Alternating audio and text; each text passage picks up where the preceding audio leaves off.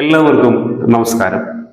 ഒരു കുഞ്ഞ് ഈ ഭൂമിയിൽ ജനിച്ചു വീഴുമ്പോൾ വളരെ ബ്ലാങ്കായ, ഒന്നും എഴുതപ്പെടാത്ത ഒരു വെള്ള കടലാസ് പോലെയാണ് എന്നുള്ളതാണ് പറയപ്പെടുന്നത്. അതായത് വെള്ളക്കടലാസ്, ഒന്നും എഴുതാതെ വെള്ളക്കടലാസിൽ നമുക്ക് എന്തും എഴുതി പിടിപ്പിക്കാൻ പറ്റും, അല്ലെ? അതുപോലെ തന്നെ ഒരു കുട്ടിയുടെ ജീവിതത്തെ നമുക്ക് നമ്മുടെ ഇഷ്ടത്തിനനുസരിച്ച് നമ്മൾ ആഗ്രഹിക്കുന്ന രീതിയിൽ രൂപപ്പെടുത്താൻ പറ്റുമെന്നാണ് നമ്മൾ എല്ലാവരും കരുതുന്നത്. എന്നാൽ ശരിക്കും അതങ്ങനെയാണോ? നമുക്ക് നമ്മുടെ ഇഷ്ടത്തിനനുസരിച്ചിട്ട് നമ്മുടെ കുട്ടിയെ നമുക്ക് രൂപപ്പെടുത്തിയെടുക്കാൻ പറ്റുമോ? അതുപോലെ തന്നെ കുട്ടികളോടുള്ള രക്ഷിതാക്കളുടെ സമീപനം ഈ രീതിയിലാണോ മുന്നോട്ട് കൊണ്ടുപോകേണ്ടത്? അതോ അതിൽ നിന്ന് എന്തെങ്കിലുമൊക്കെ മാറ്റങ്ങൾ കൊണ്ടുവരേണ്ടതുണ്ടോ? അതുമായി ബന്ധപ്പെട്ടിട്ടുള്ള കുറച്ച് കാര്യങ്ങളാണ് ഈ ഒരു ചെറിയ വീഡിയോയിലൂടെ നമ്മൾ നോക്കുന്നത്. ചെറുതാണെങ്കിലും വളരെ പ്രാധാന്യമുള്ള ഒരു ടോപ്പിക്ക് തന്നെയാണ്. കാരണം നമ്മുടെയൊക്കെ വീട്ടില് നമ്മുടെ കുട്ടികളുണ്ട്, മക്കളുണ്ട്, അവര് വളരുന്നുണ്ട്. അപ്പൊ തീർച്ചയായിട്ടും അവരോടുള്ള സമീപനം മികച്ച രീതിയിലായാൽ മാത്രമേ ഒരു മികച്ച തലമുറയെ നമുക്ക് രൂപപ്പെടുത്തി എടുക്കാൻ പറ്റുകയാണ്. ഇവിടെ നമ്മൾ മനസ്സിലാക്കേണ്ടതായിട്ടുള്ള ഏറ്റവും പ്രധാനപ്പെട്ട കാര്യം, നമ്മൾ വിചാരിക്കുന്ന പോലെ നമ്മളെ ഇഷ്ടത്തിനനുസരിച്ചിട്ട് ഏത് രീതിയിലും വളച്ചൊടിച്ചൊതുക്കി രൂപപ്പെടുത്തിയെടുക്കാൻ പറ്റുന്ന വളരെ ഫ്ലെക്സിബിൾ ആയിട്ടുള്ള ഒരു വസ്തുവല്ല ഒരു കുഞ്ഞ് എന്ന് പറയുന്നത്, ഒരു കുട്ടി, വളർന്നു വരുന്ന ഒരു കുട്ടി എന്ന് പറയുന്നത്. അത് വളരെ യുണീക്കാണ് എന്നുള്ളതാണ്. അവനവൻ്റേത് മാത്രമായിട്ടുള്ള ചില കഴിവുകൾ, ചില പ്രത്യേകതകൾ, അവനവന് മാത്രം അടയാളപ്പെടുത്താൻ പറ്റുന്ന ചില കാര്യങ്ങൾ എല്ലാ കുട്ടികൾക്കും ഉണ്ട്. ആ കഴിവുകളും ആ പ്രത്യേകതകളുമാണ് അവന്റെ ജീവിതത്തിന്റെ ഭാഗമാവേണ്ടത് എന്നുള്ളതാണ് ഒരു നാച്ചുറൽ ആയിട്ടുള്ള ഒരു തിയറി. എന്നാൽ പലപ്പോഴും അവരെന്തായി തീരാനാണോ ജനിച്ചത് അതല്ല ആയി മാറുന്നത് എന്ന് കാണാൻ പറ്റും. അച്ഛനമ്മമാരുടെ സ്വന്തം താല്പര്യങ്ങള്, ഇഷ്ടങ്ങള്, ആഗ്രഹങ്ങള്, സ്റ്റാറ്റസ്, ഇതൊക്കെ ബേസ് ചെയ്തിട്ടാണ് ഒരു കുട്ടി ഒരു മേഖലയിലേക്ക് കടന്നു പോകുന്നത്. അതിലപ്പുറം തൻ്റെ ഇഷ്ടങ്ങളെ, തൻ്റെ ആഗ്രഹങ്ങളെ, തൻ്റെ സ്വപ്നങ്ങളെ, തൻ്റെ ചിന്തകളെ ചേർത്ത് പിടിച്ചുകൊണ്ട് അവന്റെ ഉള്ളിൽ അടങ്ങിയിരിക്കുന്ന വളരെ ജനറ്റിക് ആയിട്ട് അവന്റെ DNA-യിൽ അടങ്ങിയിരിക്കുന്ന അവന്റെ കഴിവുകളെ, ആ മൂല്യത്തെ ഉപയോഗപ്പെടുത്തിയിട്ട് ജീവിതത്തിൽ എന്തെങ്കിലുമൊക്കെ ആയിത്തീരാൻ പലപ്പോഴും അവന് കഴിയുന്നില്ല. അവന്റെ ചുറ്റുമുള്ള അവന്റെ പ്രിയപ്പെട്ടവർ അതിനെ പ്രോത്സാഹിപ്പിക്കുന്നുമില്ല. വളരെ കുറച്ച് ആളുകൾ മാത്രമേ ആ രീതിയിൽ സപ്പോർട്ട് ചെയ്യുന്നുള്ളൂ. അങ്ങനെയുള്ള ആളുകളൊക്കെ ജീവിതത്തിൽ വലിയ വിജയങ്ങൾ നേടിയിട്ടുള്ളതായിട്ടും നമുക്ക് കാണാൻ പറ്റും. എന്ന് കരുതി നമ്മുടെ കഴിവിനനുസരിച്ചിട്ടുള്ള ഒരു ജോലിയല്ല നമുക്ക് കിട്ടിയത് എന്ന് കരുതി നമുക്ക് മറ്റുള്ള കാര്യങ്ങളൊന്നും ചെയ്യാൻ പറ്റില്ല എന്നോ മറ്റുള്ള മേഖലകളിൽ വിജയിക്കാൻ പറ്റില്ല എന്നോ ഇതിനർത്ഥമില്ല. പക്ഷെ ഒരു വ്യക്തി ജീവിതത്തിൽ ഏറ്റവും വലിയ വിജയങ്ങൾ നേടുന്നതും ജീവിതത്തിൽ ഏറ്റവും കൂടുതൽ സന്തോഷങ്ങൾ നേടുന്നതും ഏറ്റവും മികച്ച പെർഫോമൻസ് തൻ്റെ മേഖലകളിൽ നടത്തുന്നതും തൻ്റെ പാഷനുമായി ബന്ധപ്പെട്ട, അല്ലെങ്കിൽ തൻ്റെ ജന്മനാ തനിക്ക് കിട്ടിയിരിക്കുന്ന കഴിവുകളിലൂടെ ഒരു മേഖലയിൽ പ്രവർത്തിക്കുമ്പോൾ തന്നെയാണ്. ഒരു ഡോക്ടർ ആവട്ടെ, എഞ്ചിനീയർ ആവട്ടെ, ഒരു കലാപ്രവർത്തനം നടത്തുന്ന ആളുകളാവട്ടെ, കായിക മേഖലയിലുള്ളവരാവട്ടെ, ഇവരൊക്കെ എത്തിപ്പെട്ടത് ഇവരുടെ ജനറ്റിക് ആയിട്ടുള്ള കഴിവ് തിരിച്ചറിഞ്ഞതുകൊണ്ട് മാത്രമല്ല, ആ മേഖലയിൽ പ്രവർത്തിക്കാൻ കഴിവുണ്ട് എന്നതിന്റെ അടിസ്ഥാനത്തിൽ മാത്രമല്ല, ആരുടെയൊക്കെയോ പിൻബലത്തിൽ അല്ലെങ്കിൽ ആരുടെയൊക്കെയോ താല്പര്യത്തിന്റെ പുറത്താണ് ആ മേഖലകളിലൊക്കെ എത്തിപ്പെട്ടത്. എന്നാൽ ഒരു ഡോക്ടർ ആവാൻ വേണ്ടി ജനിച്ച ആളുകളുണ്ടാവും, ഒരു എഞ്ചിനീയർ ആവാൻ വേണ്ടി ജനിച്ച ആളുകളുണ്ടാവും, ആർക്കിടെക്ചർ ആവാൻ വേണ്ടി ജനിച്ച ആളുകളുണ്ടാവും, ഒരു കായിക താരമാവാൻ വേണ്ടി ജനിച്ച ആളുകളുണ്ടാവും, ഒരു കലാകാരനാവാൻ വേണ്ടി ജനിച്ച ആളുകളുണ്ടാവും. അപ്പോ അവരൊക്കെ കൃത്യമായി ആ മേഖലയിലേക്ക് എത്തിയാൽ അവർ അസാധ്യമായിട്ട് അല്ലെങ്കിൽ അസാധാരണമാവിധം പെർഫോം ചെയ്യും. ആ മേഖലയിൽ അവർ അസാമാന്യ പ്രതിഭകളും പ്രതിഭാസങ്ങളുമായി മാറും. അല്ലാതെ അവരൊക്കെ ഒരു ഏവറേജ് ലെവലിനപ്പുറം വളരില്ല. അതാണ് ഞാൻ പറഞ്ഞത്, നമ്മുടെ നാട്ടിൽ ഒരുപാട് ഡോക്ടേഴ്സ് ഉണ്ട്. എന്നാൽ എല്ലാവരെയും അറിയപ്പെടുന്ന കഴിവുള്ള ഡോക്ടർ എന്ന രീതിയിൽ എത്ര ആളുകളാണ് നമ്മുടെ സമൂഹത്തിലുള്ളത്? വളരെ കുറച്ച് മാത്രമേ ഉള്ളൂ. ബാക്കിയുള്ളവരൊക്കെ ഒരു ജോലി എന്ന രീതിയിൽ മാത്രം അത് ഒതുക്കി നിർത്തുക എന്നുള്ളതാണ്. ഒരു ഉദാഹരണം പറയാം. നമുക്ക് എല്ലാവർക്കും അറിയുന്ന ഒരു വ്യക്തിയാണ് സച്ചിൻ ടെണ്ടുൽക്കർ എന്ന് പറയുന്ന വ്യക്തി, അല്ലെ? എന്നാൽ ക്രിക്കറ്റ് കളിക്കുന്നത് സച്ചിൻ മാത്രമല്ല, ഒരുപാട് ആളുകൾ കളിക്കുന്നുണ്ട്. എന്നാൽ സച്ചിൻ എന്ന വ്യക്തിയെ നമുക്ക് എല്ലാവർക്കും അറിയുന്നത് എന്തുകൊണ്ടാണ്? അസാധാരണമായ പെർഫോമൻസ് അദ്ദേഹത്തിന്റെ ജീവിതത്തിൽ അദ്ദേഹം കാഴ്ചവെച്ചു എന്നുള്ളതാണ്. എന്തുകൊണ്ടാണ് അദ്ദേഹത്തിന് അത് സാധ്യമായത്? ജന്മനാ തന്നെ ആ ഒരു മേഖലയിൽ പെർഫോം ചെയ്യുവാനുള്ള കഴിവ് അദ്ദേഹത്തിന് കിട്ടിയിട്ടുണ്ട്. അത് അവരുടെ അച്ഛനമ്മമാരും കുടുംബക്കാരും തിരിച്ചറിഞ്ഞു എന്നുള്ളതും വലിയ പ്രത്യേകതയാണ്. അതുകൊണ്ട് തന്നെ വളരെ ചെറിയ പ്രായത്തിൽ, കുഞ്ഞുനാൾ മുതലേ ആ മേഖലയിലേക്ക് ആ കുട്ടിയെ പറിച്ചു നട്ടു എന്നുള്ളതാണ്. ഒരുപക്ഷെ നമുക്ക് ചെയ്യാൻ സാധിക്കാതെ പോകുന്നതും അതുതന്നെയാണ്. സ്വന്തം കഴിവ്, കുട്ടികളുടെ സ്വന്തമായിട്ടുള്ള സ്വതസിദ്ധമായ കഴിവുകൾ തിരിച്ചറിഞ്ഞ് ആ കഴിവിനെ വികസിപ്പിക്കുവാൻ കഴിയുന്ന സാഹചര്യങ്ങളിലേക്ക് ഒരു കുട്ടിയെ എപ്പോഴാണോ നമുക്ക് പറിച്ചു നടാൻ കഴിയുന്നത്, ആ കുട്ടി അവിടെ നിന്ന് വളർന്നോളും, തഴച്ചു വളരും. ഒരുപക്ഷെ ഒരു ചെറിയൊരു സപ്പോർട്ട് മാത്രമേ നമുക്ക് ആവശ്യമുണ്ടാവുകയുള്ളൂ. അവർക്ക് നൽകേണ്ടതുള്ളൂ. ബാക്കി അവർക്ക് തന്നെ അറിയാം എന്ത് ചെയ്യണം എന്നുള്ളത്. കാരണം അവരുടെ ജന്മനാ തന്നെ ആ മേഖലയുമായി ബന്ധപ്പെട്ട കഴിവ് ഉള്ളിൽ കിടക്കുന്നുണ്ട്. അതുകൊണ്ട് തന്നെ അവിടെ വളരാൻ അവർക്ക് വളരെ എളുപ്പമായിരിക്കും എന്നുള്ളതാണ്. എന്നാൽ തൻ്റെ കഴിവുകളുമായി ബന്ധമില്ലാത്തൊരു മേഖലയിലാണ് ഒരാൾ എത്തിപ്പെട്ടതെങ്കിൽ അവിടെ ഒരു പരിധിക്കപ്പുറം ഒരാൾക്ക് വളരാൻ സാധിക്കുകയില്ല. സച്ചിൻ ടെണ്ടുൽക്കർ എന്ന ഒരു ക്രിക്കറ്റ് പ്ലെയർ, ക്രിക്കറ്റ് ദൈവമായി മാറിയത് ജന്മനാ അദ്ദേഹത്തിന്റെ ഉള്ളിൽ ഉറങ്ങിക്കിടക്കുന്ന ആ കായിക മേഖലയുമായി ബന്ധപ്പെട്ട് പ്രവർത്തിക്കുവാനുള്ള കഴിവാണ്. അത് തിരിച്ചറിഞ്ഞു. ആ തിരിച്ചറിവുമായി ബന്ധപ്പെട്ട് പ്രാക്ടീസ് ചെയ്തു.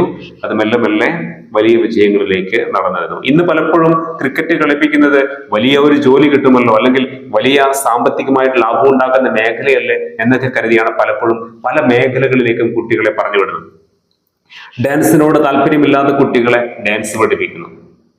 പാട്ടിനോട് താല്പര്യമില്ലാത്ത കുട്ടികളെ പാട്ട് പഠിപ്പിക്കുന്നു. എന്തിനാണ്? എന്തിനോ വേണ്ടിയിട്ട്, അല്ലെ?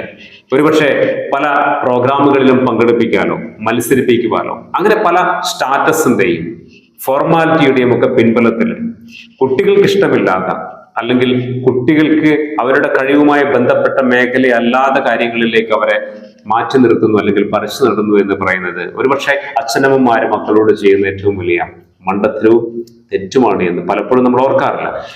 ഇവിടെ കുട്ടികളുടെ കഴിവിനനുസരിച്ചിട്ട് അച്ഛനമ്മമാർക്ക് അവരെ മുന്നോട്ട് കൊണ്ടുപോകാൻ സാധിക്കാതെ പോകുന്നത് എന്തുകൊണ്ടാണ്? അതിന്റെ യഥാർത്ഥ കാരണം ഉള്ളിലുള്ള ഒരു ഉൾഭയമാണ്. അതായത് വ്യക്തിപരമായ കഴിവ് ഉപയോഗിച്ച് ഒരാൾ സക്സസ് ആവുമോ എന്ന ഒരു ചിന്ത, ആ ഒരു ഉൾഭയം. അതുകൊണ്ട് നമ്മൾ സാധാരണ എന്ത് ചെയ്യുന്നു? കുട്ടികളെ സ്കൂളിൽ പറഞ്ഞയക്കുന്നു, A+ കിട്ടാൻ വേണ്ടിയിട്ട് അവരെ പ്രാക്ടീസ് ചെയ്യിപ്പിക്കുന്നു, പരിശീലിപ്പിക്കുന്നു, പ്രഷർ കൊടുക്കുന്നു. എന്നിട്ട് നല്ല മാർക്കൊക്കെ നേടി, നല്ല സർട്ടിഫിക്കറ്റ് ഒക്കെ നേടി, നല്ലൊരു ജോലി നേടുക, ഒരു വരുമാനം ഉണ്ടാക്കുക, നല്ലൊരു കല്യാണമൊക്കെ കഴിക്കുക, കുറച്ച് സൗകര്യങ്ങളോടെ ജീവിക്കുക, സുഖമായി ജീവിക്കുക എന്നൊക്കെയുള്ള ഒരു ചെറിയ ഒരു ചട്ടക്കൂടിനുള്ളിൽ ജീവിതം എന്ന പ്രക്രിയയെ മക്കളുടെ കാര്യത്തിൽ അച്ഛനമ്മമാർ ചിന്തിക്കുന്നിടത്താണ് കുട്ടികളുടെ ആഗ്രഹങ്ങളും കുട്ടികളുടെ സ്വപ്നങ്ങളും അവരുടെ കഴിവും മുരടിച്ചു പോകുന്നത്. നമ്മുടെ സമൂഹത്തിലുള്ള ഓരോ കുട്ടിയും അത്ഭുതങ്ങളാണ് എന്ന് പലപ്പോഴും നമ്മൾ ഓർക്കാറില്ല. അവർക്കൊക്കെ അവരുടേതായിട്ടുള്ള വളരെ യുണീക്ക് ആയിട്ടുള്ള ചില കഴിവുകൾ, ചില പ്രത്യേകതകൾ അവർക്കുണ്ട്. അത് മനസ്സിലാക്കി കൊടുത്ത് അവരെ ആ രീതിയിൽ വളർത്തിയിരുന്നെങ്കിൽ അവരൊക്കെ ആ മേഖലയിൽ പ്രതിഭകളും പ്രതിഭാസങ്ങളുമായി മാറുമായിരുന്നു. നമ്മുടെ ഒരു സ്കൂളിൽ പഠിപ്പിക്കുമ്പോൾ, കുട്ടികളെ പഠിപ്പിക്കുമ്പോൾ, ഒരു ക്ലാസ് മുറിയിൽ 50 കുട്ടികളുണ്ടെങ്കിൽ ഈ 50 കുട്ടികളും 50 പ്രത്യേകതകളാണ്. എല്ലാവരും എൻറ്റയർലി ഡിഫറെന്റ് ആണ്, തികച്ചും വ്യത്യസ്തരാണ്. ചിലപ്പോ പഠിക്കാൻ താല്പര്യമുണ്ടാവില്ല. പഠിക്കാൻ താല്പര്യമില്ല എന്ന് പറഞ്ഞ് അവരെ ബുദ്ധിയില്ലാത്ത മണ്ടന്മാരാണെന്ന് പറയുന്ന അധ്യാപകരെ നമ്മുടെ സമൂഹത്തിൽ കാണാൻ പറ്റും. യഥാർത്ഥ മണ്ടന്മാര് ശരിക്ക് ആ അധ്യാപകരല്ലേ? ആ ഒരു നിലവാര തകർച്ച പലപ്പോഴും അധ്യാപകരുടെ മേഖലയിൽ ഉണ്ട് എന്നുള്ളതാണ്. എല്ലാവരെയും അടച്ചാക്ഷേപിക്കുന്നില്ല, പക്ഷെ വലിയൊരു ശതമാനം അങ്ങനെയാണ് എന്ന് കാണാൻ പറ്റും. കച്ചവടവൽക്കരിക്കപ്പെട്ട വിദ്യാഭ്യാസ സമ്പ്രദായത്തിന്റെ ഒരു ഭാഗമാണ് നമ്മൾ ഇന്ന്. അതുകൊണ്ട് തന്നെ ആ മേഖലയിൽ വിദ്യാർത്ഥികളുടെ മനസ്സറിയുന്ന, കുട്ടികളുടെ മനസ്സറിയുന്ന അധ്യാപകർ വളരെ കുറവാണ്. പണം കൊടുത്തിട്ട് അധ്യാപകരാകുന്ന എത്ര ആളുകളുണ്ട്? എന്നാൽ ആ മേഖലയിൽ പണം കൊടുത്തിട്ടല്ല കടന്നു വരേണ്ടത്. മനസ്സിന്റെ ഉള്ളിൽ തട്ടി കുട്ടികളെ പഠിപ്പിക്കുക, പുതിയ തലമുറയെ മികച്ച രീതിയിൽ വാർത്തെടുക്കുവാൻ ഞാനൊരു ഭാഗമാകണം എന്ന രീതിയിൽ അധ്യാപനത്തെ ഇഷ്ടപ്പെടുന്ന മനസ്സുകൾ കടന്നു വരണം ആ മേഖലയിൽ. അപ്പോഴേ ആ മേഖല ശക്തമായ ഒരു മാറ്റത്തിന്റെ, ഒരു സാമൂഹികമായ ഒരു വലിയ മാറ്റത്തിന്റെ അലയൊലികൾ സൃഷ്ടിക്കാൻ പറ്റുന്ന പാകത്തിൽ രൂപപ്പെടുകയുള്ളൂ. അതിലപ്പുറം പണം കൊടുത്ത് സ്റ്റാറ്റസിനും കുറച്ച് വരുമാനത്തിനും വേണ്ടി മാത്രം ജോലി ചെയ്യുന്ന ആളുകളായിട്ട് ഒരു അധ്യാപക സമൂഹം, ഒരു അധ്യാപക കൂട്ടം മാറിയിട്ടുണ്ട് എന്നുള്ളത് ഒരു വസ്തുതയാണ്. മൊത്തത്തിലല്ല ഞാൻ പറയുന്നത്, അത്യാവശ്യം തരക്കേടില്ലാത്തൊരു വലിയ ഭാഗം അങ്ങനെയാണ് എന്ന് നമ്മൾ അംഗീകരിച്ച് മതിയാവുകയാണ്. അപ്പോ നമ്മൾ മനസ്സിലാക്കേണ്ടത്, ഒരു കുഞ്ഞ് ജനിച്ചു കഴിഞ്ഞാൽ അവൻ വളരുന്ന സമയത്ത് അല്ലെങ്കിൽ അവൾ വളരുന്ന സമയത്ത് നമ്മൾ മനസ്സിലാക്കേണ്ടത് വ്യത്യസ്തമായിട്ടുള്ള എന്തോ ഒരു പ്രത്യേകതയും കഴിവുമൊക്കെയുള്ള ഒരു ജീവനാണ് അല്ലെങ്കിൽ ഒരു ജീവിതമാണ് മുന്നോട്ട് പോകുന്നത് എന്ന ചിന്തയാണ് ആവശ്യം. അവന്റെ അല്ലെങ്കിൽ അവളുടെ ആ കഴിവുകളും താല്പര്യങ്ങളും ഇഷ്ടങ്ങളും മനസ്സിലാക്കി ആ മേഖലയിലേക്ക് ചെറുപ്പം മുതലേ നമ്മൾ എന്ത് ചെയ്യാം, അവരെ പറിച്ചു നൽകാം. അവിടെ അവർ വളരട്ടെ. മികച്ച രീതിയിൽ അവരുടേതായിട്ടുള്ള വളരെ യുണീക്കായിട്ടുള്ള ചിലത് അടയാളപ്പെടുത്തുവാൻ അവർക്ക് സാധിക്കണമെങ്കിൽ അവരുടെ ഉള്ളിലെ വളരെ ജനറ്റിക്കായ അവരുടെ DNA-യിൽ അടങ്ങിയിരിക്കുന്ന തൻ്റെ കഴിവിനെ ഉപയോഗപ്പെടുത്താൻ സാധിക്കേണ്ടതുണ്ട്. അതിലപ്പുറം അച്ഛനമ്മമാരുടെ സ്വാർത്ഥമായ ഇഷ്ടങ്ങളും താല്പര്യങ്ങളും ആഗ്രഹങ്ങളും നടപ്പിലാക്കാൻ വേണ്ടി ആവരുത് കുട്ടികളെ വളർത്തേണ്ടത്. അവരുടെ ഇഷ്ടങ്ങളിലേക്ക്, അവരുടെ കഴിവുകളിലേക്ക് അവരെ പറഞ്ഞയച്ചു എന്ന് കരുതി അവരൊരിക്കലും പരാജയപ്പെടുകയല്ല ചെയ്യുന്നത്. അവർ നിങ്ങൾക്ക് അഭിമാനിക്കാൻ കഴിയുന്ന രീതിയിൽ അവരെ പാകപ്പെടുകയാണ് ചെയ്യുക. സമൂഹത്തിന് മുന്നിൽ അറിയപ്പെടുന്ന പ്രതിഭകളും പ്രതിഭാസങ്ങളുമായി അവർ മാറുകയാണ് ചെയ്യുക. പഠിപ്പില്ലാതെ കുട്ടികളെ ഇൻസൾട്ട് ചെയ്യുന്ന ഒരു കാലത്തെ നമ്മൾ മാറ്റി നിർത്തേണ്ടതുണ്ട് ഇനിയെങ്കിലും. ഒരുപക്ഷെ ക്ലാസ് മുറിയിൽ പഠിക്കാൻ അവന് താല്പര്യമുണ്ടാവില്ല, പക്ഷെ നിങ്ങൾക്ക് സങ്കല്പിക്കാനോ ചിന്തിക്കാനോ കഴിയാത്തത്ര കഴിവുകളുടെ ഒരു കൂമ്പാരമായിരിക്കും ഓരോ കുട്ടികളും. അത് തിരിച്ചറിയാൻ പലപ്പോഴും നമ്മുടെ സമൂഹത്തിനോ അധ്യാപകർക്കോ ഇപ്പോഴും കഴിഞ്ഞിട്ടില്ല. അതായത് പ്രായോഗികമായിട്ടുള്ള പരിജ്ഞാനത്തിനപ്പുറം ഇപ്പോഴും അക്കാദമിക്കൽ വിദ്യാഭ്യാസത്തിന് ഭ്രാന്തമായ ഒരു പ്രാധാന്യം നൽകുന്നു എന്നുള്ളത് തീർച്ചയായിട്ടും നമ്മുടെ വളർന്നു വരുന്ന ഒരു പുതിയ സമൂഹത്തിന് നല്ലതല്ല. അതിനേക്കാൾ അപ്പുറം അവനവന്റെ സ്വന്തമായ കഴിവുകളെ പരിപോഷിപ്പിക്കുവാനുള്ള അവസരങ്ങളും സാഹചര്യങ്ങളും രൂപപ്പെടുന്ന അന്തരീക്ഷത്തെ നമുക്ക് കണ്ടെത്തേണ്ടതുണ്ട്. തീർച്ചയായിട്ടും അവിടെ ഏറ്റവും പ്രാധാന്യം അർഹിക്കുന്നത് അച്ഛനമ്മമാരെ തന്നെയാണ്. ഏറ്റവും കൂടുതൽ മാനസികമായ അറ്റാച്ച്മെന്റ് കുട്ടികളോടുള്ളത് അച്ഛനമ്മമാർക്കാണ്. അതുകൊണ്ട് കുട്ടികൾ വളരുമ്പോൾ തന്നെ അവരുടെ ഇഷ്ടങ്ങൾ, താല്പര്യങ്ങൾ, ആഗ്രഹങ്ങൾ ഇതൊക്കെ മനസ്സിലാക്കുക നമ്മൾ. അതിനുശേഷം ഏത് മേഖലയിലാണ് അവർക്ക് ജീവിതത്തിൽ വളരാനുള്ള സാഹചര്യമുള്ളത് എന്ന് മനസ്സിലാക്കുക. അതിനനുസരിച്ച് അവർക്ക് വിദ്യാഭ്യാസം നൽകുക. അതിനനുസരിച്ചിട്ടുള്ള മേഖലയിൽ അവരെ മാറ്റി നിർത്തുക, അല്ലെങ്കിൽ മുന്നോട്ടേക്ക് വഴിതിരിച്ചു വിടുക. അപ്പോഴാണ് അവര് നേരത്തെ പറഞ്ഞതുപോലെ പ്രതിഭകളും പ്രതിഭാസങ്ങളും ഒക്കെ ആയിട്ട് മാറുന്നത്. നമ്മുടെ കലാമേഖലയിൽ, ഇപ്പൊ സിനിമാ മേഖലയിൽ അറിയപ്പെടുന്ന ഒരുപാട് ആളുകളില്ലേ, എന്നാൽ അതേ മേഖലയിൽ അതേ രീതിയിൽ പ്രവർത്തിക്കുന്ന ഒരുപാട് ആളുകൾ ഇപ്പോഴും നമുക്കറിയില്ല. എന്തുകൊണ്ടാണ്? കാരണം അവനവന്റെ കഴിവുകളുമായി ബന്ധപ്പെട്ടിട്ട് ഒരു മേഖലയിൽ എത്തിപ്പെടുമ്പോഴാണ് അവർക്ക് ഏറ്റവും മികച്ച പെർഫോമൻസ് കാഴ്ചവെക്കാൻ പറ്റുക. അല്ലാത്തവരൊക്കെ ഒരു നേരത്തെ പറഞ്ഞതുപോലെ തന്നെ ഒരു ഏവറേജ് പെർഫോമൻസിനപ്പുറം അവർക്ക് വളരാൻ സാധിക്കുകയില്ല. അവർക്ക് വരുമാനം കിട്ടുന്നുണ്ട്, അവർ നല്ല രീതിയിൽ ജീവിക്കുന്നുണ്ട്, ഒക്കെ ചെയ്യുന്നുണ്ട്. പക്ഷെ അവന്റെ ഏറ്റവും മികച്ചത് അല്ലെങ്കിൽ അവളുടെ ഏറ്റവും മികച്ചത് സമൂഹത്തിന്, ലോകത്തിന്, ജീവിതത്തിന് നൽകുവാനോ നേടിയെടുക്കുവാനോ പറ്റില്ല എന്നുള്ളതാണ്. അതുകൊണ്ട് ഒരാളുടെ പാഷൻ, അവനവന്റെ രക്തത്തിൽ അലിഞ്ഞു ചേർന്നിരിക്കുന്ന തന്റെ കഴിവുകൾ, തന്റെ പ്രത്യേകതകൾ, അതിലൂടെ ഒരു വ്യക്തിയെ ജീവിതത്തിൽ വളരാൻ അനുവദിക്കുക എന്നുള്ളതാണ് ഓരോ അച്ഛനമ്മമാരും മക്കളോട് ചെയ്യേണ്ട ഏറ്റവും മഹത്തായ കാര്യം. ധൈര്യമുള്ള, ദീർഘവീക്ഷണമുള്ള, ഉയർന്ന നിലവാരത്തിൽ ചിന്തിക്കാൻ കഴിയുന്ന ഒരച്ഛനും അമ്മയ്ക്കും മാത്രമേ അങ്ങനെയുള്ള തീരുമാനങ്ങൾ എടുക്കാൻ കഴിയുകയുള്ളൂ.